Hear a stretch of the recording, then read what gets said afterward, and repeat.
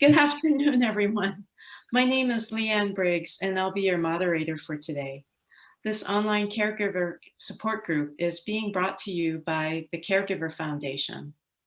Support groups were held face-to-face in the past in different communities on Oahu, but with COVID-19 restrictions, we are hosting support groups online via Zoom on the third Tuesday of each month at 4 p.m. Honolulu time. And we'll record each presentation and post on YouTube so that you may watch at any time when it's convenient for you. For those who are joining us live, you may ask questions via the chat feature. Without further ado, I'd like to introduce Gary Powell, the Executive Director of the Caregiver Foundation, who will be speaking on today's topic, Communicating Care During the Age of COVID-19. Hello, everybody. Good to see you virtually. Well, I don't know about you, but this COVID situation has changed life for me a lot. And I imagine most people have found many parts of their lives have had to be adjusted. And sometimes we wonder if it's ever going to go back to normal. Well, it'd probably be a different normal. But there are an awful lot of challenges that as caregivers that we're facing during this time, this pandemic time. We used to have friendly chats on the sidewalk with people. Now we wear a mask, stay 6 feet or more away, and have very brief chats and usually get off the sidewalk and talk to them from the road. We don't do hugs anymore. We hardly ever do a handshake. And for those of us who have loved ones that are in facilities where we're not right with them in the home, it's become extremely difficult to communicate with them and to feel that there's any actual good feeling of connection with that person.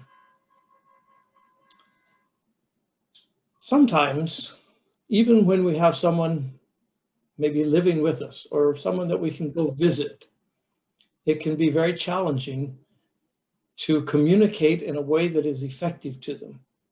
If they're in a facility, you have a real significant difficulty.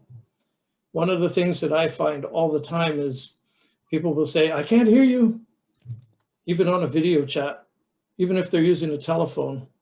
And what I hear them saying is, I can't see you, so I can't hear you. For others, it's true that they can't hear. But for some, they'll say, I can't hear you because they don't think you care anymore. You're not showing up. People, not everybody likes technology, so that becomes a challenge for a lot of people, and some people give up.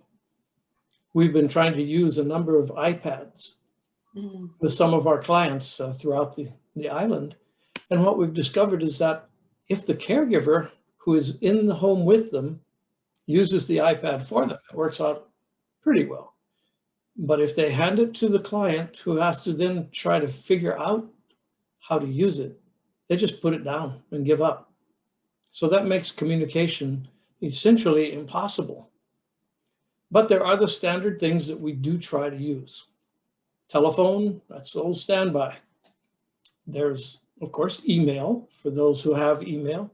The iPads, the tablets, these video service things that are connected up, like Facebook has an interesting product where it connects directly. Sometimes we can visit outside of a window if the person is in a home. And some people have gotten extremely creative in how they make contact. I know of one family that used a window like a TV screen. And they got the kids involved, they got the dog involved, and they sort of scripted up a TV show about a day in the life of the family. And that was how they communicated to their grandmother that was in a home. So that was a creative method.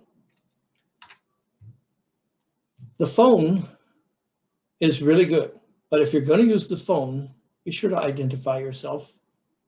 Don't call up and say, hi, Mom, it's me. There may be a bad connection. Maybe she's not hearing so well that day. Say, hi, Mom, it's Gary. Good to hear your voice. Even if you feel funny doing it, do it anyway. if you're making a connection, make sure that the call has a reason for it. If you call someone and just say the same questions all the time, it gets boring. Pretty soon they're not listening, and someone who doesn't listen isn't being communicated with. So communicating care really requires effort and planning. If you're using different types of devices, the same principles apply for each one.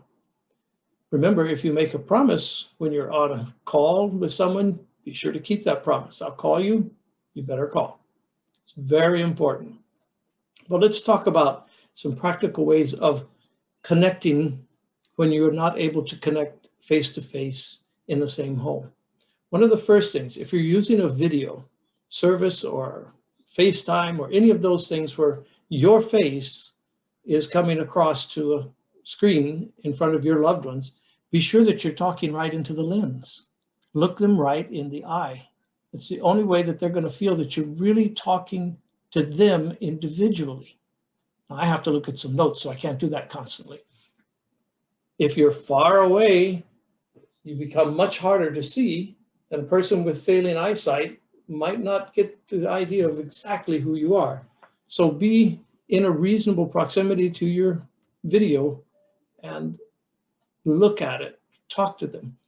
You're going to need to have more clear speech. You need to speak distinctly. Different speakers pick up speech in different ways. Microphones are all different, so you have to make sure that you're communicating verbally very clearly. And then if you're going to show pictures, you know, here's my dog, don't have a little tiny picture that they have to try and see on a video screen. Blow it up big. If technology is really perfect in where they are, then you can actually put it on the screen and show it to them virtually that way. But be very careful. You want to show that your love is there. And love, in this day and age, takes some thinking. Otherwise, it doesn't show. So, our two basic areas of communication are verbal and virtual. We used to be able to talk one-to-one, easy conversations, no problem, just talk. Now we're doing that virtually. And it feels a little awkward at first, but the more you do it, the more comfortable you become with using the virtual technology to have those same conversations. And then there's the written, or maybe even the illustrated type of communication that we can use. People used to write letters. When I went to the mainland for the first time, I tried to write my mom every week. Now I try to call her every day. But back then, and from the mainland calling here, it was not cheap, so I didn't do that. I had to communicate my love in writing. Well, sometimes we can still do that today. People used to send postcards, wish you were here. Now we take our cell phone and say, wish you were here, look at this, and show whatever we're wanting to show. There's so many different ways that you can communicate in writing if verbal communication and virtual communication becomes a challenge. One of the simplest is to use a logbook. Use one of these. Just write your notes in it. It goes into your loved one with the caregiver. They have another one that they can write in and send back to you. The next time you visit, you switch it again. So sometimes it's a good way to put things down that you want somebody to remember. Just a side note, when you give your book to the caregiver, put a wipes on top of it. One of those prepackaged antibacterial wipes so that the caregiver can just wipe the book off before they take it in to your loved one. If it's conversations and you're wanting to show things about your kids, you can show school reports, news clippings, all kinds of things. So just think, what is it that mom and dad would normally see if I were there to show them? Would I have brought Johnny's great report card? I don't want to bring the one that's not so great, but the great one. If you were going to do that, maybe you can do that even now.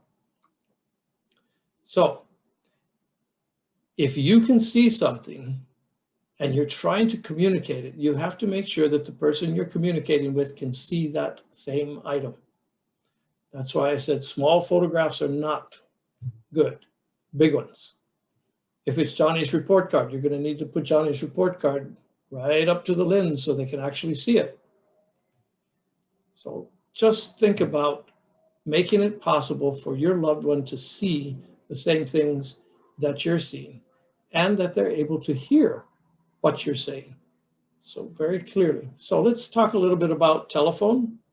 Easy to use, right? We all know how to use a telephone. Virtual, sometimes that takes some learning. This is our first virtual support group. It's taking some learning. We have to figure out all of these different things about it. There's these video services that are pretty interesting. We're using Zoom today. There are others that are out there that are available. We tied in this weekend with my granddaughter, and this will sound terrible, but it's the first time we successfully used FaceTime. She was amazed that we didn't know how to use that, but we found the right button, and we had a great 30-minute visual conversation going on. Well, learn the technology. Don't be intimidated by it. If nothing else, you can make a recording. If you have a cell phone, chances are it has a record feature. And if for some reason you can't pick up the phone, you can't call at the right time, you can't do a video, you just aren't up to writing a letter, record something and get it to them that way. It might take a little bit of effort to figure out how to get that recording over, but it can happen.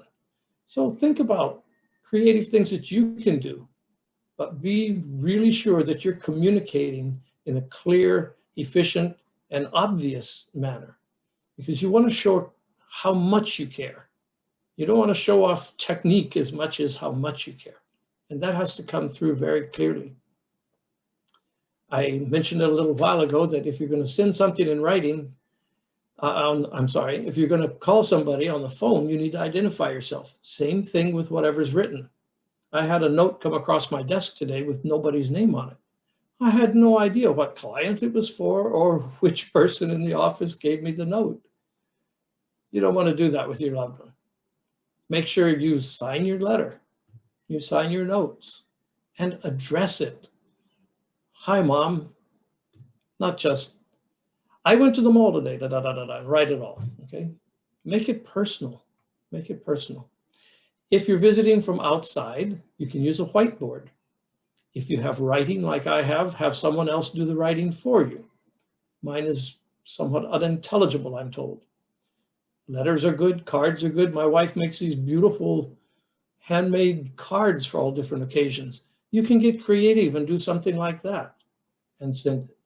You want to show that the way that you're communicating shows how much you care. Now, that doesn't mean that a handwritten letter isn't as good as a handmade card. That's not what I'm saying. But you want to put effort into it so it's not a pre-printed Hallmark card with a scribble that's your signature at the bottom. That's better than absolutely nothing, but it's not very good. Sorry, Hallmark. Margaret Atwood made a statement that I think sums up what we're trying to do when we communicate. She said, I exist in two places, here and where you are. When we're not able to be with someone physically and close, if we can communicate that we're there with them, even though we can't touch them, maybe we can't see them too well, maybe we can't even hear them, but we're there anyway. And if we're communicating care, that's the kind of message we want to send, that we exist where we're stuck, but our spirit's with you. We're there with you. As much as you can, you want to make that connection. If your message isn't received, it's not a message anymore. It's just a piece of writing. It's just a video off there doing who knows what.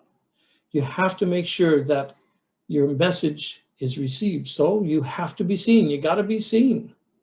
You got to be heard. You got to be read. And you got to be identified. My folks are kind of losing their sight. So I'll come up to the porch Luckily, I'm able to visit them each week, and I stay out on the porch far away from them. But I have to identify myself because my mom's not sure who's there. Once I identify myself, I guess my shape is distinct enough to her that she then identifies it. But say, Mom, it's Gary. Think about that. Whether it's a call, whether you're there in person, whether you're on a video, say who you are, identify. Make sure you're speaking clearly. You have to plan your communication. I mentioned at the outset that a message or communicating care, if it's the same set of questions when you call each time, it becomes boring. So if you're going to visit someone, or you're calling them, or you're sending them a note and you say, how was your day? Okay. What did you have for dinner last night? Oh, really? Have you met any interesting people? If it's the same thing again and again and again, they're going to tune you out. You'll be visiting, but it's not being received anymore because it's become boring. So plan your communication. Know what's happened in your family's life. You want to visit with a purpose. You want to deliver that with love, and then make a promise to return. And if you make that promise, you have to keep it.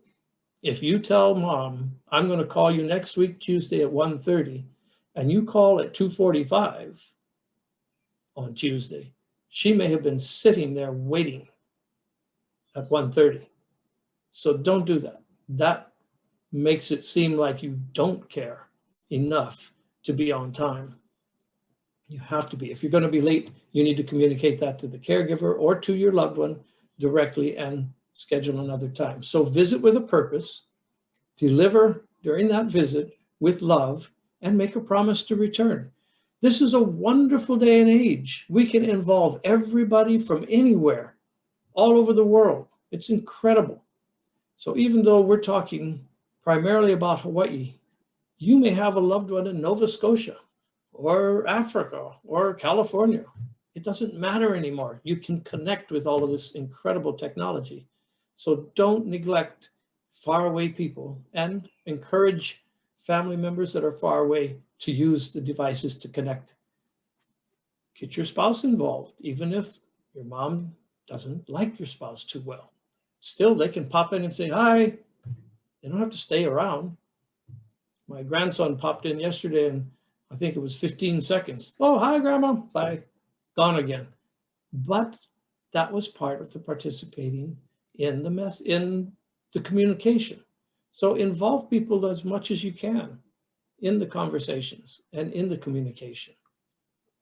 Sometimes it's good to have a checklist. So if you're going to have a checklist, first of all, decide what is your best way to communicate. Figure it out. What's going to work? If you're uncomfortable on camera, are you good on the phone? Do you need to go camp outside of the window? What is your best form of communication? And then develop a regular contact schedule.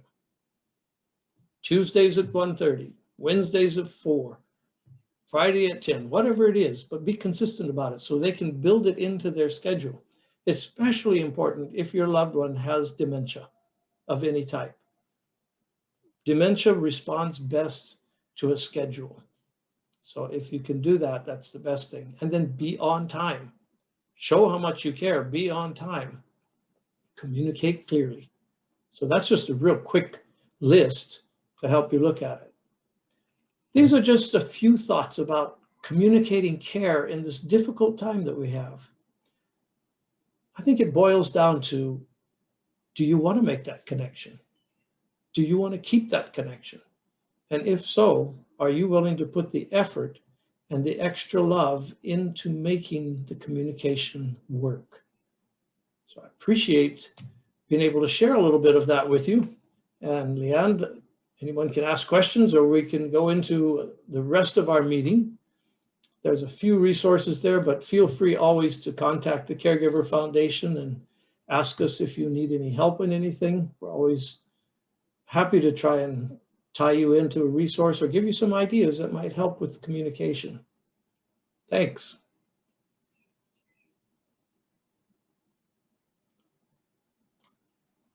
Thank you, Gary. These are all valuable tips as we have to navigate these new communication times due to COVID-19. We'd like to invite you all to join us on Tuesday, February 16th, 2021 at 4 p.m. Hawaii time, when our guest speaker will be Randall Suzuka, speaking on the topic COVID-19, what we know now that we didn't know a year ago. Please let your friends and family know, and they should register through the Caregiver Foundation website. The online caregiver support group is scheduled at 4 p.m. Hawaii time so that even folks on the East Coast can join. And of course, you can also view the recordings on YouTube. So please give us a thumbs up and share the video with your family and friends. Mahalo for joining the Caregiver Foundation for this online caregiver support group.